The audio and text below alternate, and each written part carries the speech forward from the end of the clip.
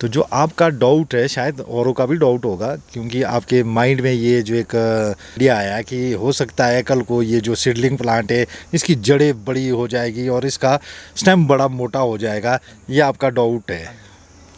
तो इसको मैं क्लियर करना चाहूँगा एक एग्जांपल के तौर पे। होता क्या है कि कोई भी चीज़ ग्रो तब करती है, एक्सेस ग्रो करती है, जब वो उसको प्रॉपर यूटिलाइज, उसकी एनर्जी को चैनलाइज नहीं किया जाता है। कोई भी चीज़ है एक्सेस ग्रो तब करती है। वैसे ये पौधे के अंदर की हम बात करें तो जो इसके अंदर जो फैट बननी है, जो एनर्जी बननी है, उसको ही तो हमने फ्रूट में निकालना है।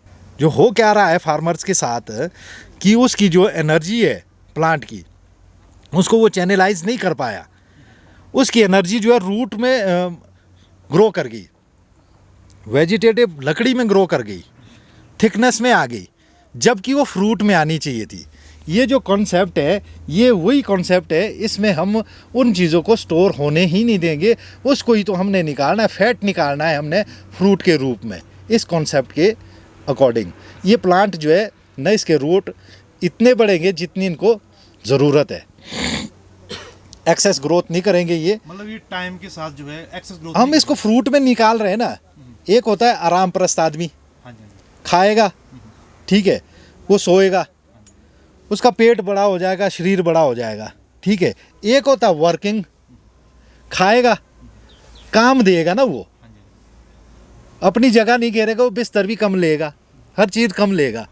हमने एनर्जी निकाल दी ना, वर्क में ला दिया ना उसको। जब आप वर्क में लाओगे प्लांट को तो वो एक कंट्रोल, मतलब जितना उसको सर्वाइवल के लिए चाहिए ना उतना ही वो अपने आप में स्टोर कर पाएगा। हमने तकनीक से जो है उससे फ्रूट निकाल दिया, यही तो वो कॉन्सेप्ट है। सिंगल प्लांट से जो है हम डायरेक्ट फ्रूट ले रहे हैं ना, हमने तो ये मशीन बना दी ना, फ्रूट निकालने की मशीन। ये ग्रो में नहीं जाएगी, ये स्टोर नहीं कर पाएगी अपने अंदर में। जैसे मैंने एग्जाम्पल के ऊपर आपको बताया कि एक आराम करने वाला और एक काम करने वाला। काम करने वाला जो है अपनी एनर्जी निकाल रहा है काम के रूप में, आराम करने वाला एनर्जी जो है अंदर ही स्टोर कर रहा है। उसकी टांगें मोटी हो रही है, उसकी बाजुएं मोटी हो रही है, उसका शरीर मोटा हो रहा है, ठीक है ना। हमने उसको निकाला ही नहीं, उसकी फैट नहीं निकाली है। वैसा ही ये प्रयोग है जो प्लांट के साथ मैंने किया है। इसका मैं सारा फैट निकाल रहा हूँ, इसको कंट्रोल ग्रोथ में रखूँगा। फैट सारा हम फ्रूट में ले रहे हैं। इसका फ्रूट जो मेरी नीड है, मुझे वर्क चाहिए इनसे, मैंने इनको आराम नहीं देना है। अगर आप इसको डीपली समझे, अगर आपके क्लियर हो गए, मैंने बड़ा एग्जांपल के साथ समझाया है इसको कि ऐसे ग्रो कब करते हैं वो प्लांट, जब इससे हम फ्रूट नहीं ले पाते हैं। हम इसमें लकड़ी बनाते हैं, 15 साल तक तो हम इसको जो है स्टेम को मोटा होने देंगे। यही था ना कॉन्सेप्ट हमारा।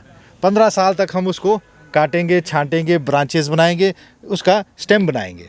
15 साल तक, 15 साल तक उसका हम एरिया बना दिया। परंतु हमने इसको कर दिया 3 साल में ही स्टार्ट। जो उसके फैट्स जमा होने थे ना उस स्टेम में, रूट्स में, बस ये जिंदा है, खा रहा है और वहीं हमारे को प्रोडक्टिविटी में जितना जल्दी हाँ। अब आप इसको, मैंने आपको बड़ा अंदर तक समझा करके एक क्लियर किया है कि ये एग्जांपल के तौर पे आप इस पे ना कंफ्यूज होएं, ये कुछ नहीं होने वाला। इसके लिए आपको मैं उदाहरण के तौर पे प्लांट अभी आपको विज़िट अगर इसमें और करेंगे तो जो मैं कर रहा हूँ वो ले रहे हैं हम उससे। ये कॉलम टाइप उसी में बना रहे हैं हम। सिर्फ इसका 9 इंच का रेडियस जाएगा, 9 बाई 9, बस वो रिस्ट्रिक्ट करना है। वो एक तकनीक है, वो एक मेथड है। रेडियस सॉरी ब्रांचेस का की थिकनेस का पूरा एरिया ही कुल लाइफ टाइम अगर इतना हाई डेंस आप करेंगे, ये कॉमन फार्मर नहीं कर पाएगा जो मैं कर रहा हूँ। आप देख रहे हैं कितना हाई डेंस है। इसका रेडियस मेरा लास्ट होगा 9 बाई 9 का, 9 इंच, 9 इंच यहीं आएगा। ये हम फ्रूट ही लेंगे इससे, सिर्फ इसको एक मशीन बना देंगे फ्रूट देने वाली, क्योंकि यही तो तकनीक है। हाँ, तो ये कहीं बाई चांस ऐसा हो गया तो काम ही खराब हो गया। ऐसा होगा ही नहीं ना वो। ऐसा तब होगा जब हमने इसको बड़ा बनाया, पहले इसके स्टेम बना दिए, पहले फिर ब्रांचेस बना दी, फिर जा करके इसको हमने खुले में चलने दिया। जितना इसका एरिया था उसके हिसाब से हमने प्लांट को बढ़ने दिया। खुली थी ना हमारी फार्मिंग उस टाइम। आज हमारी ज़रूरत हो गई इस तरह की, जो मैंने एक नया एक मॉडल और एक कॉन्सेप्ट लाया, जो ये रिसर्च किया, तो ये आप कंट्रोल करेंगे इसको, फ्रूट में इसको कन्वर्ट करेंगे। जो भी मेटल्स जो है ज़मीन से प्लांट उठाएगा वो सिर्फ और सिर्फ फ्रूट में आएगा वो बन के। होता क्या है कि टेक्निकली हमने जब सेब का पौधा लगाया, हम सब ने सेब का पौधा लगाया, मानो उदाहरण के तौर पे हम गए कि सेब पैदा करने वाली मशीन खरीदने गए हम, तो सेब पैदा करने वाली मशीन एक सेब का पौधा ही होता है जो हमने नर्सरी से लाया, वो मशीन है। हम अपने घर ले गए, हमने उसको अपनी ज़मीन में लगाया जहाँ हमारा बेस था। बेस में उसने जो है मेटल उठाए, रूट सिस्टम उसका ऑन हो गया, ऑन होने से उसने अपने अंदर वो सारे मेटल उठाए। ठीक है, अब हम ऑपरेटर ठीक नहीं थे, हमें मशीन चलानी नहीं आती थी। उसने जो मेटल उठाए थे वो सारे मेटल लकड़ी में ही चले गए, वेस्ट में। हम उस मशीन को देखते ही रहे, हम उसकी जानकारी नहीं थी, जबकि उसने आपको देने थे सेब, वो देने लग गई आपको लकड़ी। मशीन तो हमने सब ने लगा दी, सब ऑपरेटर हो गए, चलाने वाला उसमें कोई भी नहीं है कि उस मशीन को चला पाता। अगर आप उस मशीन को टेक्निकली आपको ये समझ में आ जाता कि इस मशीन से हमने 4 साल में ही फ्रूट लेने शुरू करने हैं जो हमारी ज़रूरत है, तो आप एक अच्छे ऑपरेटर होने थे। ठीक है, वो ऑपरेटर थे नहीं, हम ऑपरेट करना नहीं आता था, हमने सब ने लगा दिए। ये हो गए वायर्ड, अब ये मशीनें हो गई वायर्ड। अब ना ये कंट्रोल कर सकते, अब तो खुद ही जब ये अपनी समझ से हमें फ्रूट देगी, जब इनकी मर्जी होगी, ये हमारे कंट्रोल में नहीं रहे। अब जब मैंने फ्रूट सेब का पौधा लगाया, मैंने इसको एक मशीन बनाया और मैंने इसको ऑपरेट करना शुरू किया, एक टेक्निकली उससे ऑपरेट किया कि जो ये पौधा ज़मीन से मेटल उठाता है, वो मेटल जो है सारे इसके जो है मेरे फ्रूट के रूप में आने चाहिए, तब मैं इसमें कामयाब हो सकता हूँ, अदरवाइज़ मैं भी फेलियर हूँ। तब ये जो तकनीकें इसमें डेवलप की गई, ये जो आप सिंगल स्टेम वाला, ये हाई डेंस वाला, तो कहने का मतलब है कि हम इस मशीन से फ्रूट पैदा करें, ना कि लकड़ी पैदा करें। सर इसमें रूट डेवलप नहीं होंगे फिर नीचे? रूट का है सर, जैसे चलो हम ऊपर तो कंट्रोल कर लेंगे, 9 इंच में कर रहे हैं, तो बाकी और नीचे जो जमीन के नीचे का है सिस्टम, वो कैसे कंट्रोल करेंगे? हो जाता है। अब डाउट आपका ये है कि ज़मीन के नीचे का जो स्टडी है, आप क्यों जा रहे हैं उसके लिए, ज़मीन के नीचे क्यों जा रहे हैं? आपका जो मकसद है वो ज़मीन के ऊपर से हल हो रहा है। आप अपनी सोच को ज़मीन के नीचे ले जा कर के क्यों कन्फ्यूज़ हो रहे हैं, ये मैं सोचना चाहता हूँ। क्यों कन्फ्यूज़ हो रहे हैं? जंगल में कितने पेड़ हैं, उनकी जड़ें क्यों आपस में नहीं लड़ती? ऊपर तो बड़े बड़े होते हैं, नीचे जड़ें भी तो होती है ना उनकी। जड़ों से हमें क्या करना है, जड़ें क्या कर रही है, वो अपने आप में जगह बनाएगी। वो मेटल्स को जो है मिट्टी के टुकड़े के अंदर जो पानी होगा नमी के लिए जा रही है और नमी को ले करके आ रही है, वो अपने आप में एडजस्ट हो रही है। वो जड़ें ज़मीन के नीचे करोड़ों जड़ें होती हैं, उसके नीचे की स्टडी हमें वो कोई नहीं आपस में डिस्टर्ब करती, कोई भी प्लांट आपस में जड़ें नहीं लड़ेगी। ऐसे ही पौधे की हैबिट है, जैसी उसकी कंडीशंस होती है, जैसा जिधर को उसको ग्रो करने का जितना मिलता है, वो अपने आप को उसी तरह ग्रो करता है। जड़ें कभी भी एक दूसरे को नहीं ओवरलैप करेगी, ना ही हमें कोई डिस्टर्ब करेगी। आपने बड़े हैवी प्लांट देखे होंगे मेरे, कितने घने हैं। हाँ जी, यहाँ भी है, उधर आपने चरियों के देखे होंगे कितने हैवी है। जड़ अपने आप रुक जाएगी जहाँ उसके बढ़ने की गुंजाइश नहीं होगी। पौधा वहाँ रुक जाएगा जिस एरिया में उसको बढ़ने की गुंजाइश नहीं होगी। पौधा उधर कोई ग्रो करता है जिधर को लाइट होती है। ठीक है, पहला कौन मेथड, पानी के लिए जड़ जाएगी, ऊपर को लाइट के लिए जा रहा है पौधा, ज़मीन से ऊपर वो लाइट रोशनी ढूंढ रहा है वो। ठीक है, नीचे को वो पानी ढूंढ रहा है, जहाँ उसको पानी मिलेगा उधर कोई वो अट्रैक्ट करेगा। पानी के लिए कोई बड़े रूट्स नहीं जाते हैं, मोटे रूट्स, सूक्ष्म बारीक नसें, ब्लड की हमारी जो बारीक नसें वैसी स्प्राउट होती है।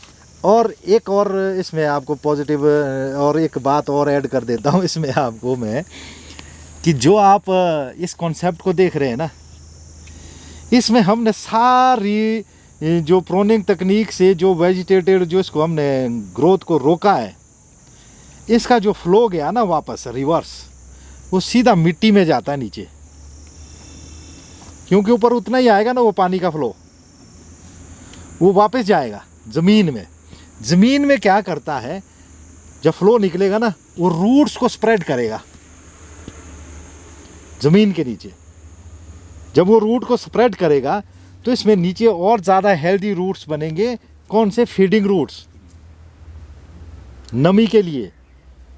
हर पौधा 15 दिन में फीडिंग रूट्स पैदा करता है, हर 15 दिन में नए फीडिंग रूट्स पैदा करता है। हर 15 दिन के बाद वही रूट्स कन्वर्ट हो जाता है पानी के लिए, वो फिर नमी वाला बन जाता है, वो पानी ढूंढता है। 15 दिन में वो फीडिंग रूट्स बनते हैं नए। ये ऑटोमेटिकली एक सिस्टम है सर्वाइवल का। अर्थ के ऊपर जो सर्वाइवल है वो कैसे है, नेचर ने कैसे हम इसमें सर्वाइव हुए। पौधा भी ऐसे ही जी रहा है जैसे हम जीते हैं। वही मेथड है, वही फार्मूला है लाइफ का जो हमारा है जीवन जीने का, वही फार्मूला इनका है अर्थ के ऊपर।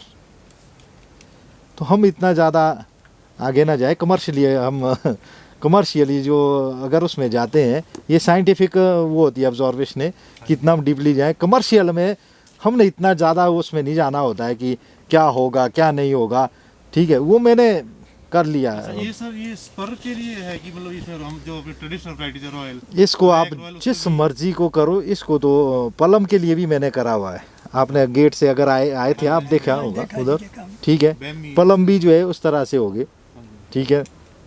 नाशपातियाँ भी आपकी वैसी ही हो गई, आप देख रहे हैं इसमें पियर सारा। रॉयल भी ऐसा हो सकता है। ये तो एक तकनीक है, ये वहाँ नहीं आपकी मैटर करेगी कि रॉयल पे या स्पर पे। ये तो एक तकनीक है पौधे को कंट्रोल करना, पौधे को फ्रूट में लाना, पौधे से फ्रूट लेना, ये एक तकनीक है। ये वहाँ मैटर नहीं करेगा कि किस पौधे पे हो सकता है किस पे नहीं हो सकता। ये तकनीक किसी भी पौधे पे हो सकती है, बट आप इस तकनीक के स्किल्ड होने चाहिए, आप मास्टर होने चाहिए, आपको इसकी समझ होनी चाहिए, तब ये पौधा आपके कंट्रोल में आएगा। कोई भी पौधा है, अगर कोई नया ट्रेनर लग जाएगा तो उसको प्रॉब्लम आ जाएगी, समस्या आ जाएगी, ठीक है। उसने पौधे की भाषा को समझा नहीं है।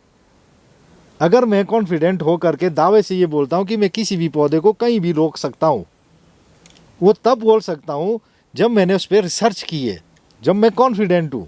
आप नहीं बोल सकते उसको कि मैं इस पौधे को किसी भी जगह में किसी भी जगह लॉक कर सकता हूँ। बोलते हैं ना हमारी एक भाषा में, अपने उसमें एक कल्चर में आता है।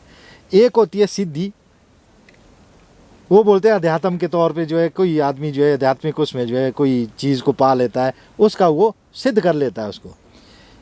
साइंटिफिकली बोलते हैं उसको रिसर्च रिसर्च करना। जिसने वो रिसर्च कर ली वो उसका मास्टर हो गया, उसने भी वो रिसर्च कर ली। जिसके ऊपर उसने रिसर्च की वो चीज़ उसकी गुलाम हो गई, अंडर हो गई ना। रिसर्च तब होगी जब हम उसकी स्टडी से ऊपर जाएंगे, जब प्लांट की स्टडी से ऊपर को जाएंगे तब हम इसकी रिसर्च कर पाएंगे, तब ये प्लांट मेरे अंडर हो जाएगा, ये मेरा गुलाम हो जाएगा। अगर हमारे पास इसकी रिसर्च नहीं है, इसकी सिद्धि नहीं है, तो ये हमें अपना गुलाम बना देगा। इसी को रिसर्च बोलते हैं कि हमने इस पे एक कंट्रोल पा दिया। ये कंट्रोल कब पड़ा? जब हमने इसकी रात और दिन इसकी एक्टिविटीज़ को नोट किया। किसी भी आपने किसी भी आदमी या किसी भी चीज़ को अपने अंडर करना है तो उसकी टाइमिंग नोट करनी पड़ेगी आपको, वो आपका गुलाम हो जाएगा। रात और दिन इसकी एक्टिविटीज़ को नोट करेंगे, फिर ये आपसे बाहर नहीं जा सकता है। आप इसकी चाल को पकड़ लेंगे, इसकी एक्टिविटीज़ को नोट कर लेंगे कि प्लांट की हद कहाँ तक होती है, रूट्स की हद कहाँ तक होती है, क्योंकि हर चीज़ की एक लिमिटेशन, एक क्षमता है। तो कहने का मतलब है हमें इतना ज़्यादा कंफ्यूज होने की ज़रूरत नहीं है। आप फार्मिंग के उद्देश्य से आए, आप कमर्शियल होना चाहते हैं, हमारा उद्देश्य ये है कि कमर्शियल होना चाहते हैं हम सेब के ऊपर, एप्पल फार्मिंग के ऊपर, ठीक है ना, छोटी ज़मीन के ऊपर। हमें रिसर्चर नहीं बनना। एक चीज़ रिसर्च हो गई, अगर उस रिसर्च को हम आगे चलाएं स्पीडली, तो हम कमर्शियल हो करके अपना जो है अच्छा वो लाइफ स्टाइल बना सकते हैं। जीवन जीने का जो है, जो हमारा रिसोर्स है, उसके लिए हम, जो हमारा लक्ष्य है 3 करोड़ पेटी से 30 करोड़ पेटी में जाना। हिमाचल 3 करोड़ पेटी में पैक हो जाता है, बल्कि 1.5 करोड़ में ही हो जाता है। तो अगर ये 3 करोड़ से 1.5 करोड़ में रहता है, तो फिर हमें इंडस्ट्री ये सूख रही है, ये ख़त्म हो रही है। हमें जाना है 3 करोड़ से 30 करोड़ पे। उसके लिए है ये रिसर्च जो मैं कर रहा हूँ। एक बीघा में 1000 पौधा, दुनिया का कोई भी साइंटिस्ट नहीं बोलेगा कि एप्पल फार्मिंग में हो सकता है, कोई बोलेगा ही नहीं, सोचेगा भी नहीं, परंतु मैं कर रहा हूँ, वो भी सीडलिंग पे। वो भी सीडलिंग पे। और सबसे बड़ी बात, जो हमारा व्यवहारिक पौधा है, जिसको ये बोलते हैं विगर है ये, ठीक है ना। आजकल तो लोग फिर काट रहे सीडलिंग, क्यों खाड़ो इनको ना, नया रूट स्टॉक लगाओ। वो बड़ी भारी उनकी देखो होता क्या है, अलग अलग कॉन्सेप्ट, अलग अलग लोग, अलग अलग मोटिवेशन, अलग अलग लक्ष्य, अलग अलग एंगल सबका होता है। कुछ बिजनेस एंगल से करते हैं, कुछ किसी एंगल से करते हैं, कुछ किसी एंगल से करते हैं। उनके भी स्किल्ड होते हैं, वो स्किल होते हैं उनके पास, ठीक है ना। क्योंकि काम तो किया जाएगा कम्युनिटी के ही ऊपर। बिजनेसमैन ने काम भी कम्युनिटी के ही ऊपर तो करना है, ठीक है ना। तो उसके अलग अलग ट्रेनर, अलग अलग प्रोफेशनल जो बंदे होंगे, वो उसी तरह का नेटवर्क चलाएंगे। फील्ड कौन होगा? किसान ही तो है उसके पास। आके रूट स्टॉक वाला भी किसान के खेत में ही जाना है, सीडलिंग भी किसान के खेत में ही पैदा होना है, ठीक है। अब देखना ये है किसान ने कि हमें कौन सा फ़ायदा देता है और कौन सा नुकसान देता है। अगर हम ये नहीं देख पाए तो हम अपनी किसानी में ईमानदार नहीं है, अवेयर नहीं है, हम जानकार नहीं है। हमें कोई भी ठग सकता है, ठीक है ना, क्योंकि हम व्यवहारिक है नहीं है, हम समझ रख नहीं रहे। जो किसी ने कहा वही हमने करना शुरू किया। परिणाम चाहिए ना, रिजल्ट चाहिए हमारे को। अगर तो हमारे सामने रिजल्ट है, टारगेट है, लक्ष्य है, पूरा कर रहा है, तो आप करें उस कॉन्सेप्ट को। अगर वो टारगेट पूरा नहीं कर पा रहा है, लक्ष्य पूरा नहीं कर पा रहा है, वो अपना लक्ष्य आपके ऊपर पूरा कर रहे हैं। आपको 1 बीघा में 1000 पौधा लगाना है। एक छोटा किसान 1000 बीघे वाला कैसे खरीदेगा वो पौधा, रूट स्टॉक का पौधा, या कैसे उसको अवेलेबल होगा उतना मटेरियल? उसके लिए एक रिसर्च चाहिए थी ना, कि इस किसान को भी सेब का पौधा हो और ऐसा ही हो, रूट स्टॉक के ही तरह हो। चाइना ने फ़ोन बनाए, कोई भी चीज़ है, वो हर आदमी को पहुंचा देता है ना, रिसर्च करता है ना कि यार इसकी जिसकी कम क्षमता है, इसके पास भी ऐसा ही चीज़ होनी चाहिए, फैसिलिटी पूरी वही मिल रही है। देता है ना, ठीक है। तो ये रिसर्च जो होती है, जो 200 रुपया खर्च कर सकता है, वो 600 रुपया नहीं खर्च कर सकता। 200 रुपये में वो चीज़ तैयार करके दो उसको, जो 600 को भी पीछे कर दे, उसका भी काम चल जाए। वो है कम्युनिटी के लिए काम करना है, वो थी रिसर्च। ये रिसर्च जो है रूट स्टॉक के साथ जो है, ये रिसर्च की गई कि सीडलिंग को ही आप रूट स्टॉक की तरह मैनेज करो, कंट्रोल करो, इससे ही वैसे फ्रूट लो, और ये रूट स्टॉक से 10 गुना ज़्यादा इसकी गुणवत्ता आगे, ज़्यादा गुणवत्ता भी, क्षमता भी, लाइफ भी, कोई इसको प्रॉब्लम नहीं। हवा आए, पानी आए, बारिश आए, तूफान आए, कुछ भी आए, ये कुछ कोई, ये अपने आप ढूंढता है पानी, ठीक है ना। न इसको टेक देने की ज़रूरत है, सिर्फ इसको एक टेक्निकली मैनेजमेंट की ज़रूरत थी, जो इसको किसी ने दिया नहीं, और मैंने यहाँ दे दिया, मैंने कर लिया। अब ये अपनाने वाले के ऊपर की बात है। चौहान साहब मैं थोड़ा सा आगे अर्ज करना चाह रहा हूँ। जी। इसमें हमारे को तसल्ली हो गई कि जड़ों से मैंने कुछ नहीं लेना, एक दूसरे से आएगी जाएगी, दैट इज सेपरेट मैटर। मैं कर्ज करना चाह रहा हूँ, हमारे पास लगभग 20 और 22 साल के पौधे हैं, जी। क्या उन पर टॉप ग्राफ्टिंग हो सकती है या नहीं? आपसे हम इस राय 20 और 22 साल के पौधे के ऊपर टॉप ग्राफ्टिंग का मैं आपको सुझाव इसलिए नहीं दूंगा क्योंकि आपके पास ग्राफ्टर स्किल्ड नहीं होंगे। अगर आपके पास ग्राफ्टर स्किल्ड नहीं है तो आपकी टॉप ग्राफ्टिंग ही फेल हो जाएगी और इतना बड़ा पेड़ काटेंगे। आज का जो टेम्परेचर होता है, जो बढ़ रहा है, इन्फेक्शन है वायुमंडल में, वो एकदम से उसमें पकड़ जाएगा। वो 20-22 साल का पौधा जो आपको कुछ सेब दे भी रहा था, फिर वो भी नहीं देगा, कैंकर पकड़ जाएगा। ठीक है, क्योंकि टॉप ग्राफ्ट करेंगे आप। अगर वो टॉप ग्राफ्टर स्किल्ड नहीं है, जिसकी क्षमता ग्राफ्टिंग की 100 में 100 कलम चलाना और 100 कलम को ग्रो करना, अगर कहीं एक में भी कट लगेगा ना जब ओपन में, वहाँ से इन्फेक्शन आएंगे। और आपने देखा भी होगा प्रैक्टिकली करते हुए, ठीक है ना, नुकसान हो रहे हैं। तो वो मैं सलाह नहीं दूंगा आपको इतने बड़े। अच्छा चौहान साहब, एक मेरा प्रश्न है, क्या जो स्टिक बिल्कुल खड़ी है, क्या उसको प्रूनिंग किया, उसको कटिंग किया जा सकता है? बिल्कुल सीधा है ऊपर को टहना। आप फिर बोले? मतलब जो पौधे में सीधा टहना, बिल्कुल ऊपर 90 में सीधा, तो मैक्सिमम मेरे विचार से हम उसको अवॉइड करते हैं। क्या उसकी प्रूनिंग हो सकती है? हाँ, जो बिल्कुल सीधा ऊपर को। सीधा, बिल्कुल। उसको तो आप उसमें ही भी आप एक ब्रांच बना सकते हो खड़े में, सीधा ही। उसमें आपने बड मटेरियल निकाला, फ्रूट मटेरियल डेवलप करना है, ठीक है। एक लेवल पे उसको रोक देना, कंट्रोल कर देना है। तो आपको उस पौधे को जो है कोई प्रॉब्लम नहीं, फ्रूट लो आप उसमें सीधा। अच्छा, एक मेरा अर्ज है, किया अगर कोई ब्रांच 3-4 इंच मोटी है, तो क्या उसको काट लिया जाए? इसमें कोई फर्क तो नहीं पड़ेगा हमारे को? कैसे बोला आपने? 3-4 इंच तक जो इसके ब्रांचेस जो थे ना जी, हैवी प्रूनिंग जिसको कहूँगा मैं, अगर उसको काट दिया जाए तो उसमें देखिए, हमारे को ज़्यादा मोटा जख्म की कहीं भी नहीं देना है। अगर आप इसमें मेरे बगीचे में देख रहे हैं तो आपको कहीं भी पेस्ट नज़र आया लगा हुआ, कट नज़र आए कहीं आपको लगे हुए? कट नहीं है, मोटे जख्म नहीं है। होता क्या है कि हम प्रोनिंग से, अब थोड़ा इस पे आपको और ले जाऊं मैं और दूसरे एंगल पे।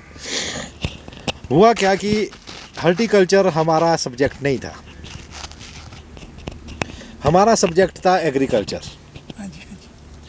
हम जेनेटिकली जो है एग्रीकल्चरिस्ट थे, सब जीन में हमारे एग्रीकल्चर था, खोदना, काटना, ठीक है, वो उपजाऊ बनाना। हॉर्टिकल्चर हमारे पास जब आया तो हमने उसके ऊपर भी वही प्रयोग किया जो एग्रीकल्चर का टूल था, उसी से इस्तेमाल किया इसके ऊपर। और जेनेटिकली हम एग्रीकल्चरिस्ट थे। हमें जब तक तो खुदा हुआ ना दिखे ज़मीन, तब तक हमें मेंटल सेटिस्फेक्शन नहीं होती है। खोदना चाहिए, ठीक है। ये है हमारा एग्रीकल्चर जीन, बोलता है अंदर से कि खोद। अच्छा प्रश्न है, खोदने पे ही आने थे भी। ठीक है, मैं सारा बता दूंगा आपको, ठीक है ना। तो जब खोदेंगे, हमने क्या किया, कसी से जड़ों को जख्म दे दिए, ठीक। अब जड़ जो जहाँ सप्लाई ले रही थी वो कट कर दी। ज़मीन के नीचे इन्फेक्शन होता है, जहाँ जख्म होगा इन्फेक्शन वहीं से एंटर हो गया। पहला जख्म तो वहाँ हो गया, ठीक है जी। फिर चले गए हम ऊपर उसमें प्रोनिंग में। फिर वहाँ भी हमने कहीं से मोटा काटा, कहीं से छोटा काटा, उसको लगा दिए 50 घाव।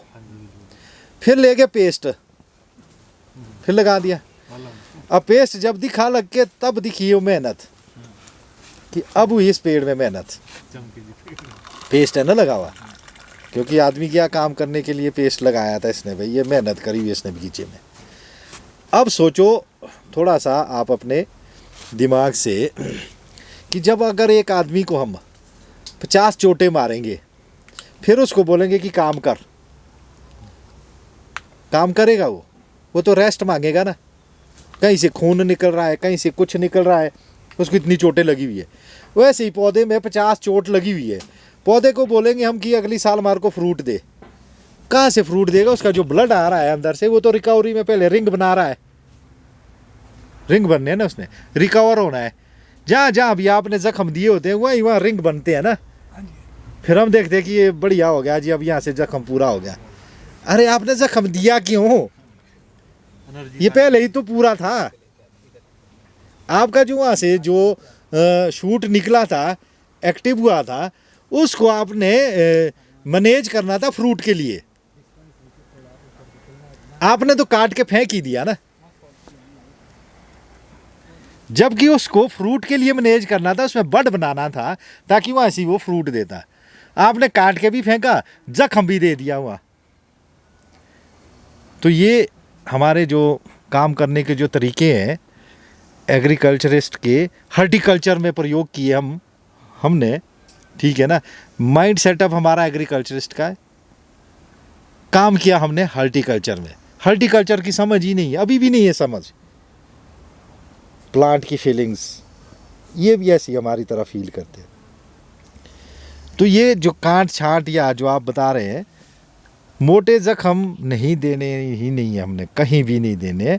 जो भी आपका इसमें निकल रहा है, वेजिटेटिव आ रहा है, उसको ही आपने मैनेज करना है फ्रूट के लिए।